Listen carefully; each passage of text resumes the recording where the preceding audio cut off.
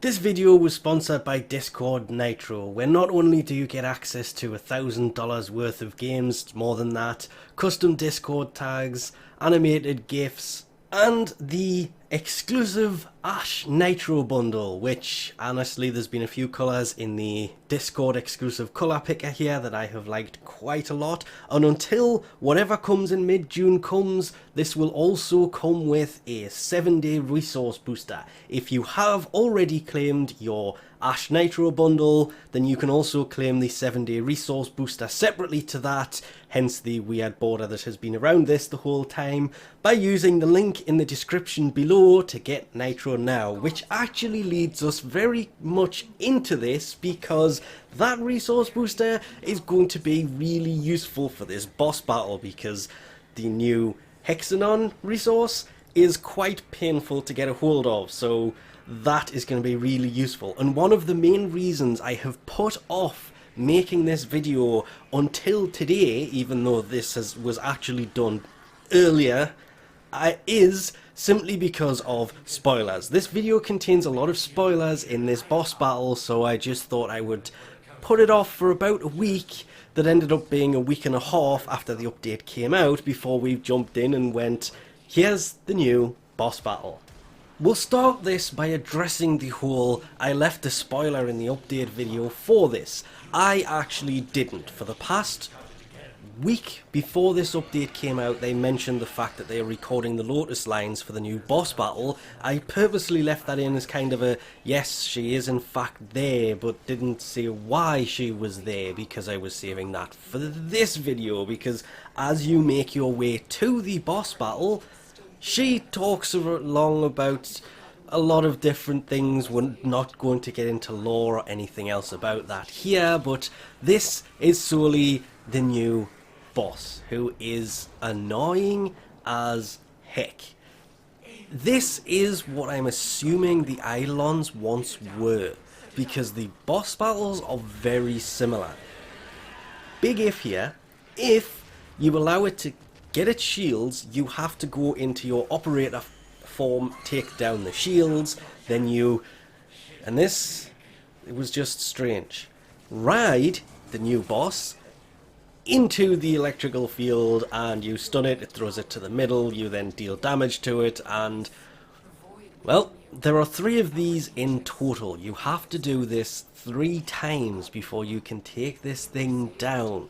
It was a weird learning curve to figure out, oh, you're supposed to ride it, because I tried this once when it first came out, failed epically, because this thing will one-shot you. Keep an eye on it at all times. If it shoots at you, you will go down. It will also go straight through Iron Skin.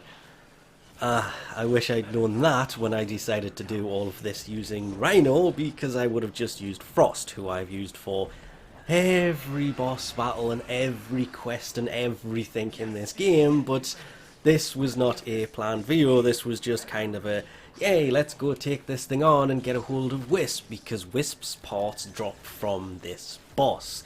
But it's actually fairly easy. You don't need your operator if you are quick enough.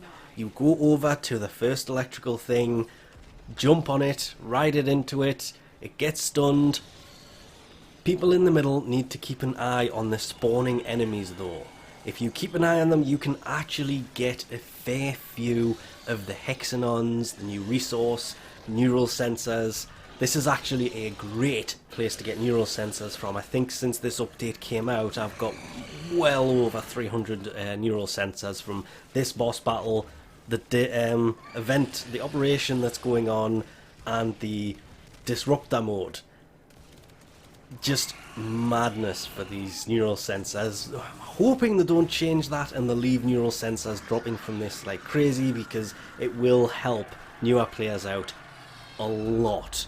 Seeing that, new players should not be on this boss battle, and if you do join this and see 2 people of mastery rank 2 or 3, you know for a fact that the 3rd one has brought them here. And well, as annoying as this will be to say, this happened to me.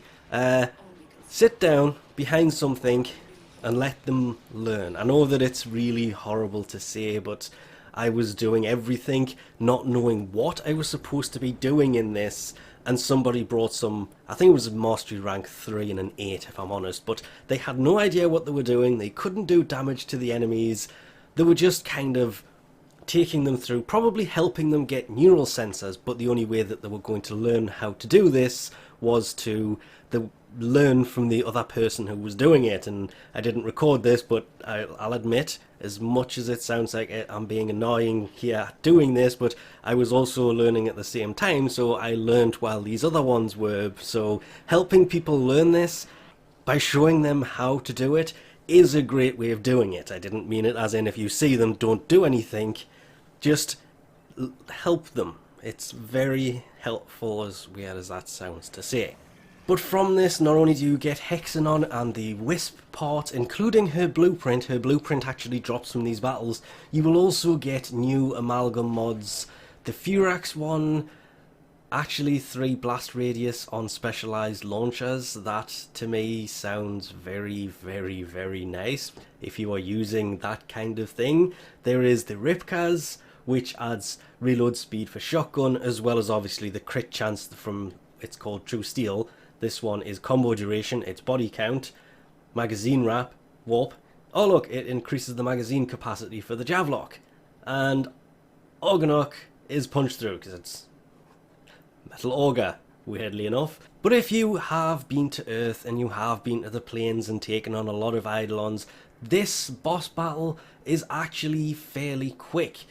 You will still have to take on Alad V through the normal progression, do the disruption mode, which in itself is actually a lot of fun. I'm really enjoying that game mode. And then you can take on the new Ropalolyst boss battle and find out what the Eidolons once were. It's actually easier than taking on an Eidolon, but shares a lot of the similar kind of things with the shooting of certain parts of the body, and if that even works, because sometimes that has bugged out on me on more than one occasion. But they have fixed that since I started recording this, which was what some of that footage was. It was before all of the little subtle fixes that have fixed all of those little problems, if anybody picked up on them. I think there was 2 in one of them and 1 in the other, but I don't know if I'm going to include them in this because they have been fixed, making it not as long as it was when it came out, a lot of fun to do, and the storyline that goes on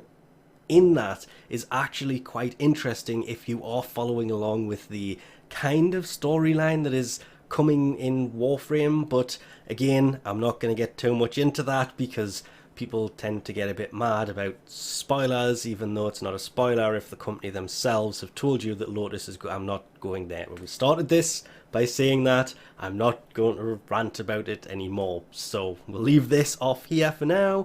Thanks for watching, and I'll catch you next time.